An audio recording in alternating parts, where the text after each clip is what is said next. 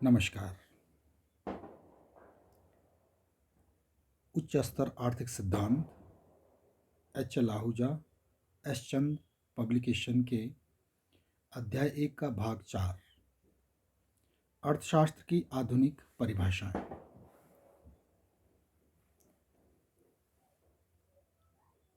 Robins की परिभाषा द्वारा अर्थशास्त्र का सही विषय क्षेत्र प्रकट न होने के कारण कई आधुनिक अर्थशास्त्रियों ने अर्थशास्त्र की नवीन परिभाषाएं प्रस्तुत की है। बेनहम के अनुसार अर्थशास्त्र उन तत्वों का अध्ययन है जो रोजगार और जीवन स्तर को प्रभावित करते हैं। इस परिभाषा के अंतर्गत राष्ट्रीय आय और रोजगार का निर्धारण तथा आर्थिक विकास के सिद्धांत आ जाते हैं, परंतु इसमें दुर्लभ साधनों के आवंटन का विषय प्रत्यक्ष रूप से नहीं आता। हाँ, दुर्लभ संसाधनों के वितरण का विषय अप्रत्यक्ष रूप से इसके अंतर्गत आ जाता है कि वह भी लोगों के जीवन स्तर और रोजगार की मात्रा को निर्धारित करता है।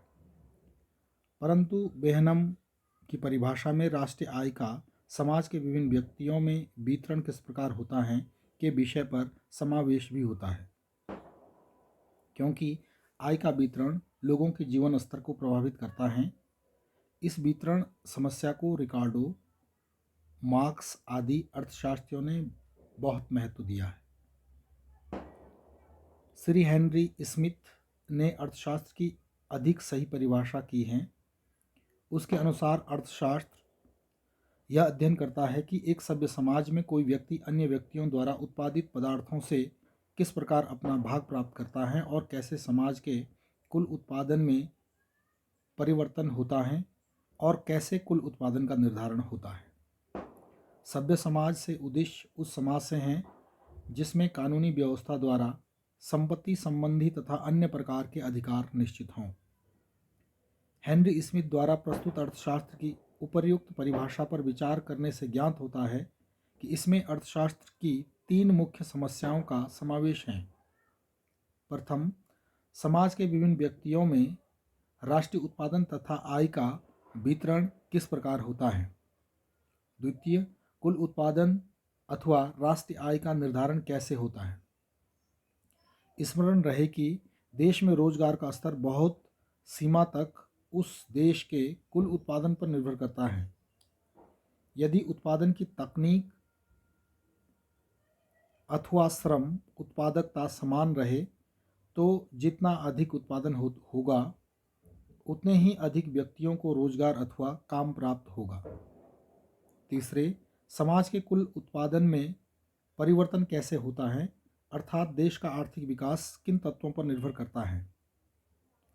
दूसरे शब्दों में, राष्ट्रीय उत्पादन का वितरण, राष्ट्रीय आय व रोजगार का निर्धारण तथा आर्थिक विकास अर्थशास्त्र के महत्वपूर्ण विषय हैं, जिनका समावेश अर्थशास्त्र की परिभाषा में होना आवश्यक है।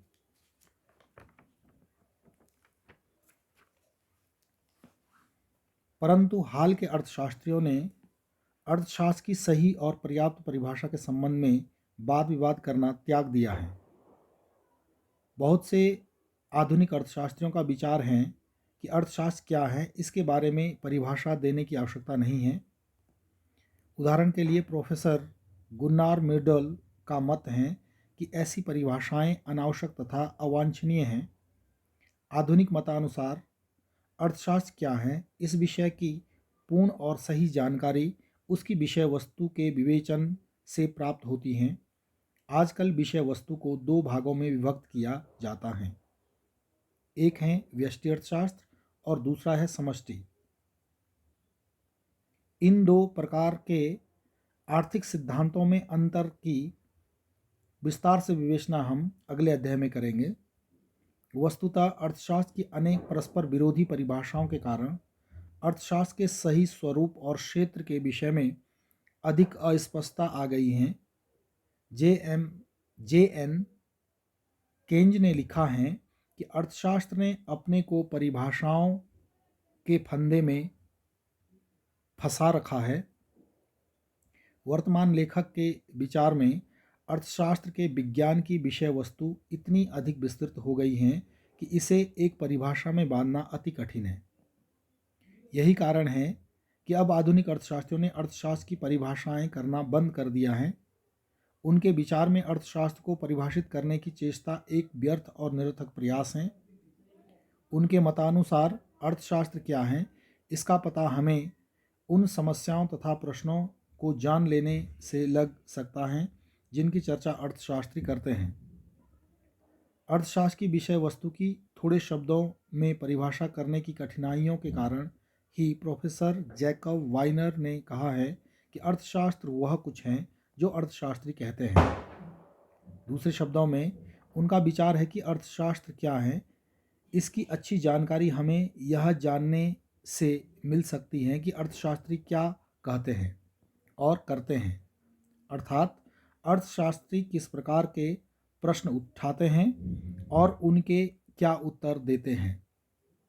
अतः अर्थशास्त्र क्या है अथवा आर्थिक सिद्धांत की विषय वस्तु क्या है, इसकी अच्छी जानकारी हमें उन प्रश्नों की व्याख्या करने से मिल सकती है जो अर्थशास्त्री उठाते हैं। हम नीचे उन प्रश्नों को लिखते हैं जो कि समय समय पर अर्थशास्त्रियों ने उठाए हैं और आज भी वे उन्हीं की चर्चा करते हैं। यह स्मरण रहे कि ये सभी समस्याएं दुर्लभता, समस्त मांग की कमी, आर्थिक विकास की आवश्यकता की मूल समस्याओं के कारण उत्पन्न होती हैं। विभिन्न प्रश्न इस प्रकार हैं। नंबर 1, समाज में कौन सी वस्तुएं उत्पादित की जाती हैं और कितनी मात्रा में, अर्थात विभिन्न वस्तुओं का उत्पादन करने में उत्पादन के साधनों का किस प्रकार आवंटन होता है। इस समस्या को प्राय क्या उत्पादन किया जाए अथवा संसाधनों के आवंटन की समस्या कहा जाता है। विभिन्न वस्तुएं किस प्रकार उत्पादित की जाए, अर्थात विभिन्न वस्तुओं के उत्पादन में कौन सी उत्पादन तकनीक का प्रयोग किया जाता है, इसको प्राय कैसे उत्पादन किया जाए की समस्या की संज्ञा दी जाती है। नंबर 3, कुल उत्पादित वस्तुओं और सेवाओं का समाज के विभिन्न व्यक्तियों में वितरण किस प्रकार होता है, इस समस्या को उत्पादन किसके लिए किया जाए भी कहा जाता है। नंबर 4, क्या देश के उत्पादन साधनों का आर्थिक कुशलता से प्रयोग किया जा रहा है, इसका संबंध सामाजिक कल्याण को अधिकतम करने से है। नंबर 5, क्या उपलब्ध उत्पादन के साधनों मानवीय साधनों सहित पूरी तरह से उपयोग होते हैं अथवा क्या उनमें से कुछ बेरोजगार और अप्रयुक्त हैं। नंबर 6, क्या अर्थव्यवस्था की उत्पादन क्षमता अथवा राष्ट्रीय आय बढ़ रही है अथवा स्थिर है, इसे आर्थिक विकास की समस्या कहते हैं। उपर्युक्त 6 प्रश्न समय समय पर आर्थिक सिद्धांत का विषय रहे हैं। जैसे कि हमने ऊपर बताया कि ये सभी प्रश्न दुर्लभता की मूल समस्या के कारण उत्पन्न होते हैं। सभी अर्थव्यवस्थाएं, चाहे वे पूंजीवादी हों, चाहे समाजवादी और चाहे मिश्रित प्रकार की, उन्हें इन प्रश्नों के विषय में निर्णय लेने पड़ते हैं। आर्थिक सिद्धांत इस बात का अध्ययन करता है कि विभिन्न प्रकार की अर्थव्यवस्थाओं में ये निर्णय किस प्रकार लिए जाते हैं। हमारा आर्थिक सिद्धांत अधिकांशतः पूंजीवादी अर्थव्यवस्था अर्थात मुक्त मार्केट अर्थव्यवस्था के अंतर्गत विकसित किया गया है। यहाँ की उपर्युक्त समस्याओं के हल करने में कीमत प्रणाली महत्वपूर्ण भाग लेती है। इसलिए आर्थिक सिद्धांत बहुधा मुक्त मार्केट प्रणाली की पूर्व धारणा करता है और उसके द्वारा उपर्युक्त 6 समस्याएं किस प्रकार तथा कितनी कुशलता से हल की जाती हैं का विवेचन करता है।